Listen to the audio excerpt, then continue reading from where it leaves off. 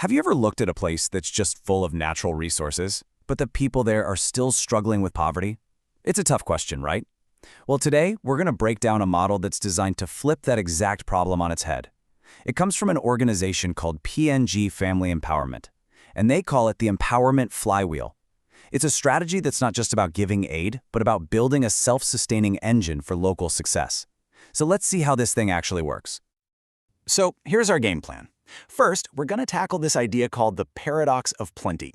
Then we'll dive into the three key pillars that make this whole thing work: developing people, unlocking resources, and multiplying value.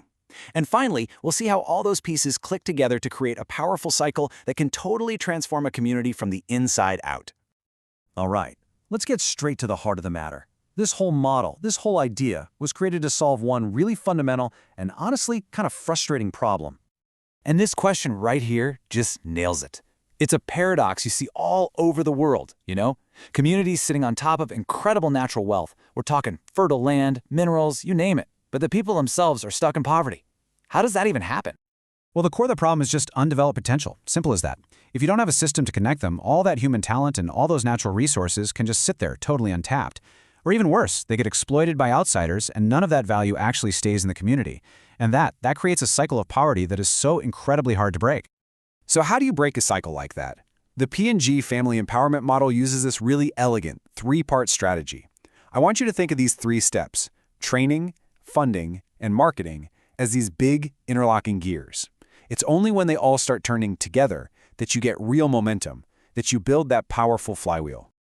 Let's start with that first gear, which is, you could argue, the most important one of all, because this entire system doesn't start with the land or the money. It starts with the people. This quote here, it basically reveals the entire philosophy behind the model. Developing human resources isn't just a piece of the puzzle. It's the absolute foundation for everything else. If you don't invest in people first, pretty much any other effort is going to fall flat. Empowerment has to start with knowledge and skills. It just has to. And you can really see the transformation here. I mean, look at this. Before training, talent just goes to waste, and people often think they have to leave their homes just to find a decent job. But after the training, suddenly families have practical skills. They have an entrepreneurial mindset. They become the keepers of their own wealth, able to build a good life right where they belong. Okay, so we've got skilled and motivated people. Fantastic. What's next? Let's get to that second pillar. This is the part where those newly empowered people actually get connected to the world around them. The second gear is funding, and it's really important to get this. In this model, funding is so much more than just cash. It's about getting access to the essential tools, the capital, and the investment needed to responsibly turn those natural resources into something valuable, whether it's crops or livestock or small businesses. And here's the payoff. Without that funding, that paradox of plenty just keeps going. Land doesn't get used. Families stay poor. But with it, those trained families can finally put their new knowledge to work. They can develop their resources in a sustainable way and start to grow real local businesses. You could say funding is the key that unlocks the land's potential. So we have skilled people and developing resources, but there's one last absolutely critical piece missing from this equation.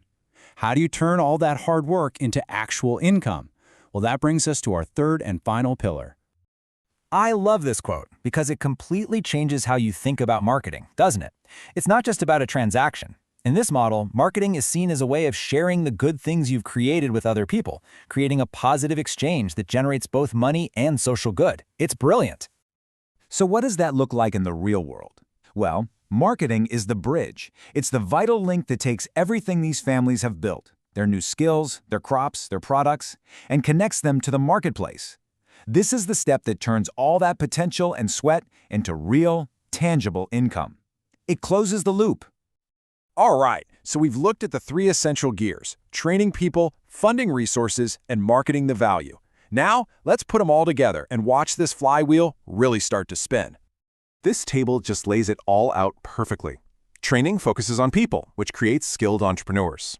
Funding focuses on natural resources, creating sustainable businesses. And marketing focuses on market access, which creates income and prosperity.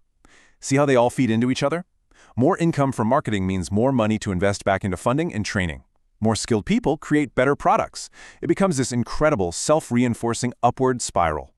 And that, right there, is the ultimate goal. This isn't about a one-time handout or some short-term fix. It's about building a system, a flywheel that, once you get it spinning, can keep going on its own.